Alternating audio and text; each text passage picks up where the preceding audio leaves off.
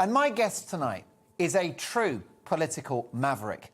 Rarely out of trouble, this fearless and opinionated politician has been one of the most high-profile Brexit-supporting figures in the country, as the UK Independence Party's MEP for Yorkshire and the Humber for a decade, between 2004 and 2014.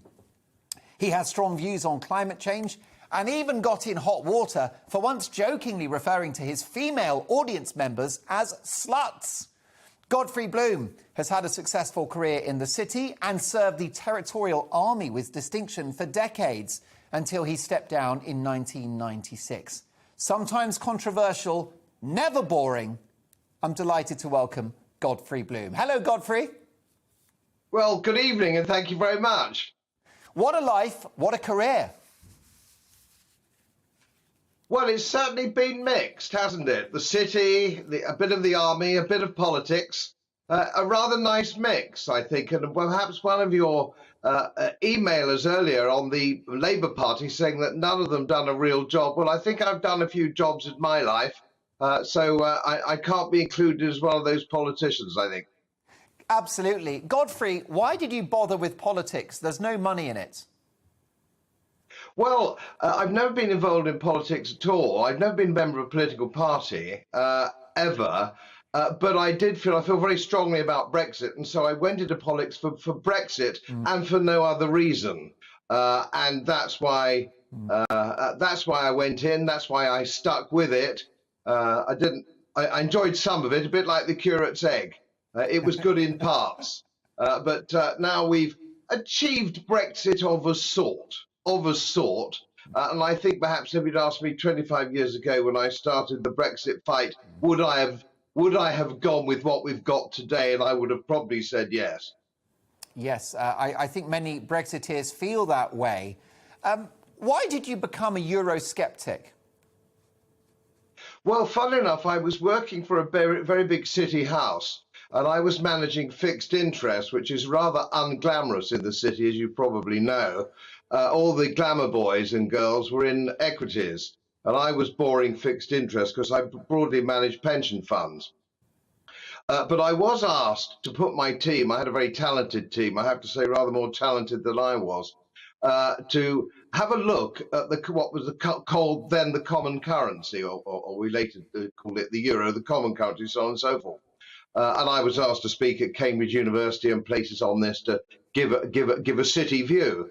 And it didn't take me very long to see that it really couldn't work with such a disparate amount of economies in Europe, you know, Germany and Portugal all being meshed together in the same currency. So I then came against that, and I knew that was going to be a mistake, and I dug a little bit deeper, and I looked at the constitutional aspects of our membership, the abandonment of the principles of English law for corpus juris, various other things, the decision-making process, the sovereignty of Parliament, so on and so forth, and that led me down the Brexit path quite firmly, and I stuck with it. And clearly, you're cautiously optimistic about the deal that the Prime Minister struck, and that, of course, was negotiated with the European Union. We have control of our money, our laws and our borders. Free movement is gone. Leaving the European Union is an insurance policy against ever having the euro or being signed up to a European army. So those are the positives. What are the negatives of the deal Boris has brokered? Well, the negatives that we have, not going down the Northern Ireland route, because that's too complex for a programme like this. Was it a mistake to make that concession of an invisible board down the Irish We have to bear in mind that the negotiation was by civil servants who wanted to remain. And a political a cabinet at the time who wanted to remain. Theresa May wanted to remain. The political feeling in both houses of the Commons and the Lords wanted to remain.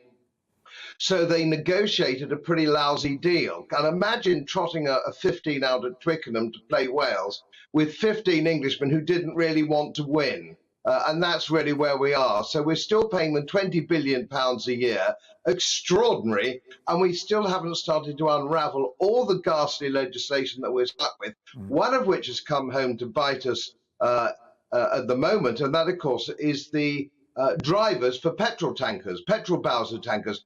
All the regulations come from Europe.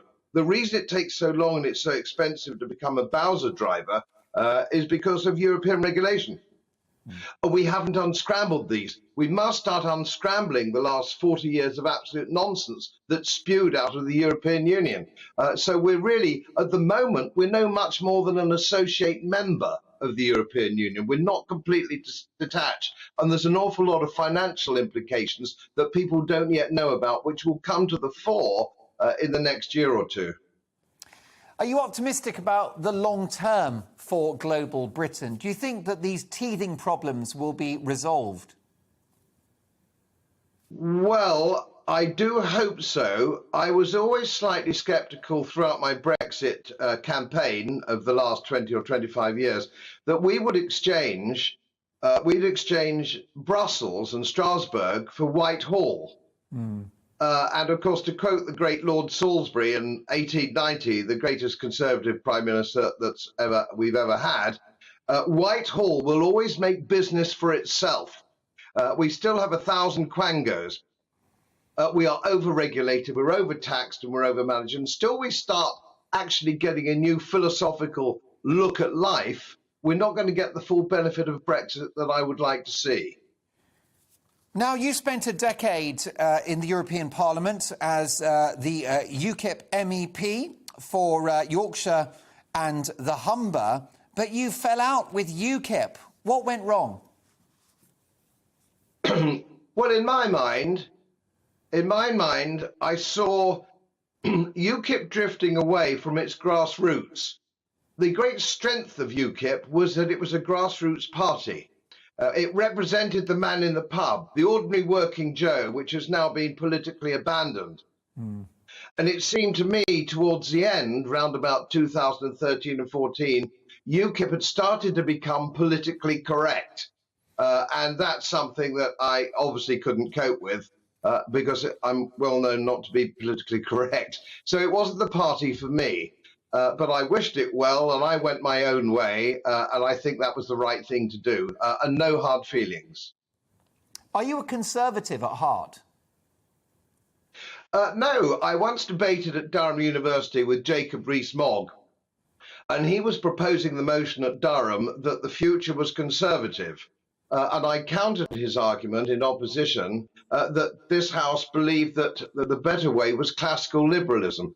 I'm a classical liberal. Not in the American sense of being a liberal, but in the Gladstonian sense. And I'm happy to say that Durham University saw it my way, and I beat Jacob Rees-Mogg in the debate. And how would you define a liberal? As you said, in America, that effectively means you're a socialist. But in this country, it's a libertarian, isn't it? So what are the principles of being a liberal? Well, I lecture at universities and various places when I'm not deplatformed, which I sadly am quite a lot at the moment. I believe in the Austrian school of economics, the Austrian school. And to sort of put that into sort of easy words, easy to understand, it means I don't really want government to have anything to do with me at all. Every single problem that every family faces today has been caused by politicians and government. If you track it down, that is the core root of almost everybody's problems, whether it's immigration, whether it's tax, whether it's the problem we have at the moment with no deliveries of petrol. It all comes down to incompetent politicians, none of whom seem to know what they're doing. What the Austrian school and libertarian says is, please leave us alone. And again, if I may quote Lord Salisbury, again in about 1890, he said the business of Parliament is to facilitate the natural entrepreneurial spirit of the British people. That is the role of government, not to micromanage us. Please leave us alone, small businesses, medium-sized businesses, which are 80% of the economy, to get on with our lives and leave us in peace. Broadly speaking, that's libertarianism. Can Boris Johnson reasonably call himself a liberal or a libertarian? Well, not really, can he? I mean, we've had a year. We've been locked in our homes against a virus which is yet to be detected, which has, by the government's own admission, a 99.9% recovery rate for people fit and healthy. And he's locked us all in our house. He's closed business. He's closed pubs. How can you possibly call yourself a libertarian? Do you know, I'll quote Boris Johnson, that pubs aren't a necessary service? Well, the average working Joe doesn't believe that for a minute. Without pubs, our communities break up. It's a very British thing. No, he's not a libertarian. He's a control freak, and I'm afraid his cabinet are full of control freaks, and they're the ones that we elected. We now find we're governed by people that we've never elected, never even heard of. Chris Whitty, for example, who believes that we should be vaccinating our children. Or there's all sorts of things which have got nothing to do with libertarianism at all. It's really quite frightening. I tend to agree with you, and as far as I'm concerned, pubs are essential. They are the fourth emergency service in my book, Godfrey. So many emails coming in, lots of plaudits heading in your direction. This is David, who has emailed the programme. Thank you for your message, David. Godfrey, you've spoken a lot about quantitative easing by the Bank of England. That's, of course, digitally printing money, and its impact on inflated asset prices and widening wealth gaps. Do you see it continuing, normalising, or ending badly? It must end badly. You can't print money ad infinitum without degrading money. You then lose the value of money. The people without assets or the people on fixed incomes suffer because you have inflation. You have asset price inflation at the moment, and sometimes the term is Wall Street. Well, Wall Street assets are inflated, but it hasn't got to Main Street. But it's coming down Main Street. And most people watching this programme tonight will know that inflation is already hitting them. Prices of almost everything are going up. And that's because we've been printing money. I bought a house in London for £6,000 in 1972, 3 times income. I worked for a city house, put down £500 deposit. My nephew was an underwriter at Lloyd's, 30, fully qualified, can't dream of buying his own place, and that's because of asset price inflation. So the government pretend there's only 1 or 2% or at best 3% inflation. Not if you're buying a house, but they don't put the house in the equation. So degrading money, printing money, and of course if you did that in the 1400s by degrading coinage or clipping coins or putting alloy into coins, the punishment was to have your hands chopped off. So I would like to see the governor of the Bank of England contemplate having his hands chopped off, and of course the Chancellor of the Exchequer, who supports this kind of behaviour. How do you see the economy playing out post-pandemic, assuming there are no further lockdowns? Are you optimistic for the future of the British economy, or is a crash coming? Well, a crash is definitely coming. There's no way we can avoid a crash now unless we do some very radical things. One of the biggest problems that we have in this country, and it accounts for something like sort of 700 or 800 billion pounds of our national debt, is index-linked pensions in the public sector. They've died in the private sector, and I used to manage pension funds in the city for nearly 40 years. This is costing a fortune. Your rates are going up, your taxes are going up because of unfunded index-linked pensions in the public sector. So that is something, it's a major thing we need to get rid of. We have 1,000 quangos. We need to get rid of those. And we need to start thinking about government waste. And the role of government. Nobody at the moment is challenging the role of government, whether we're too fat, whether we eat chips, whether we smoke, whether we go to the pub. This is not the business of government. This is not the business of government. And the government needs to step back, and then they wouldn't be soaking up so much of our money. And money from the public sector doesn't go into the economy. One has to understand, and they don't understand this, academic economists, because they're part of the problem.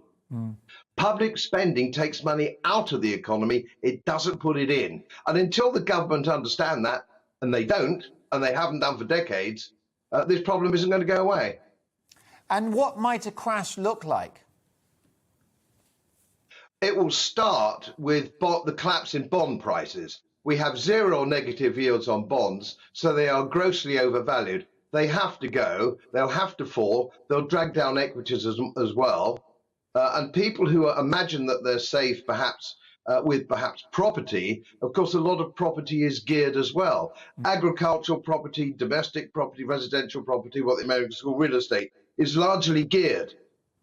So we will see a crash in that as well, I suspect.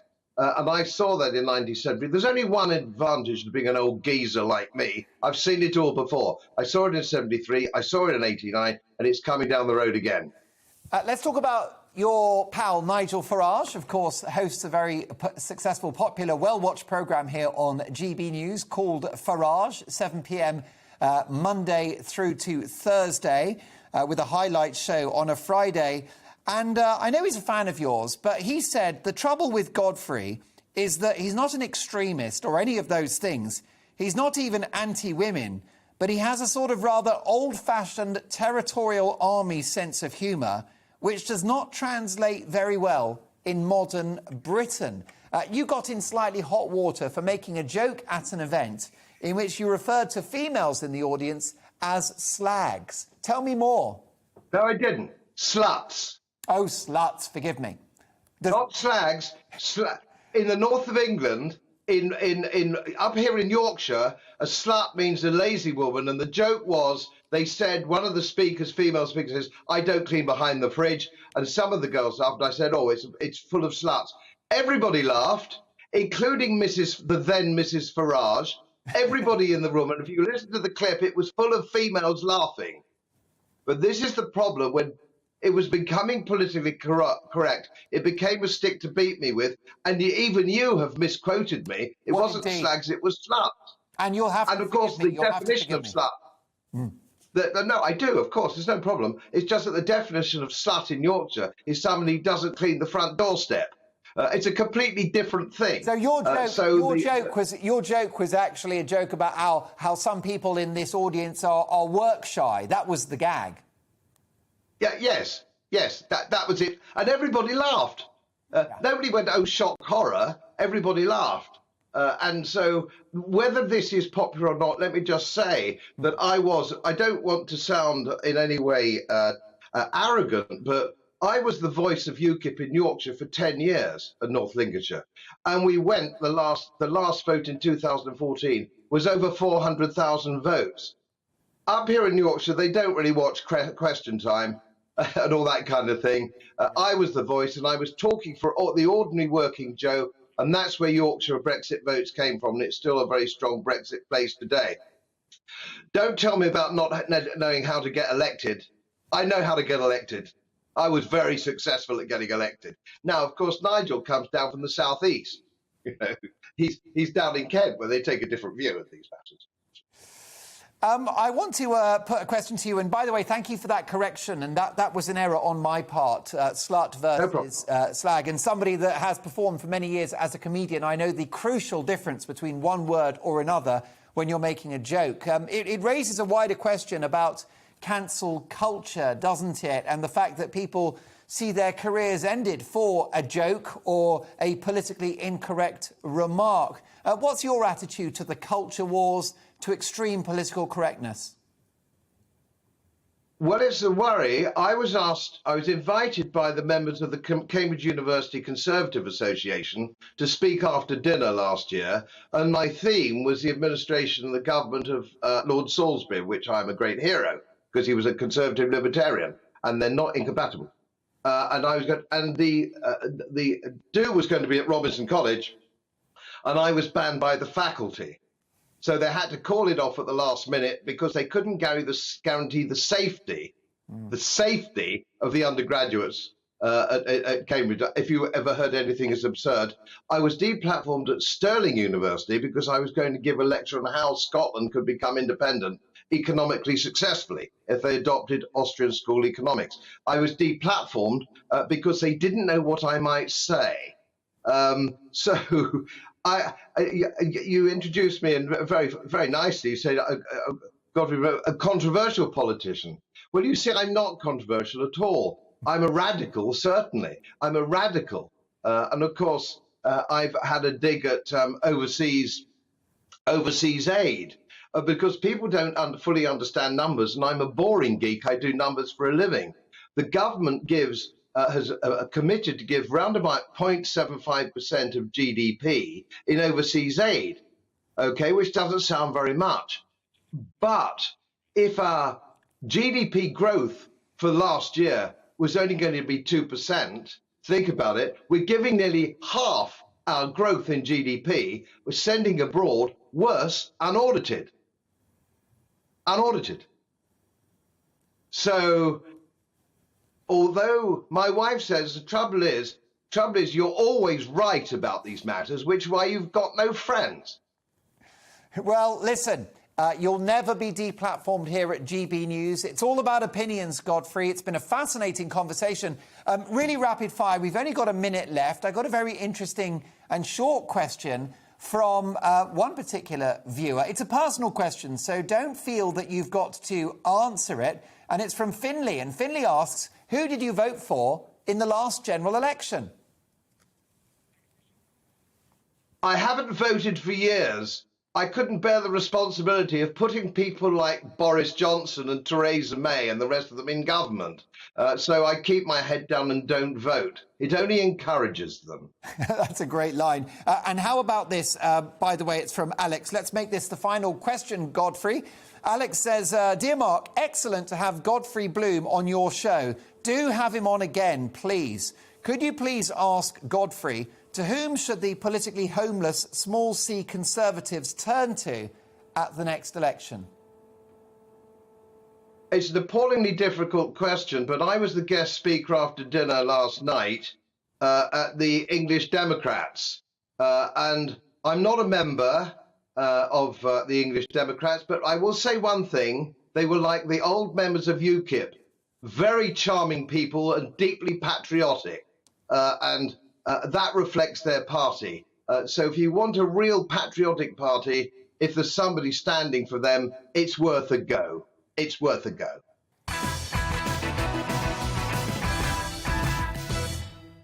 Welcome to the GB News YouTube channel. You can watch us live 24 hours a day, catch up on your favourite shows, and join in the conversation in the comments below.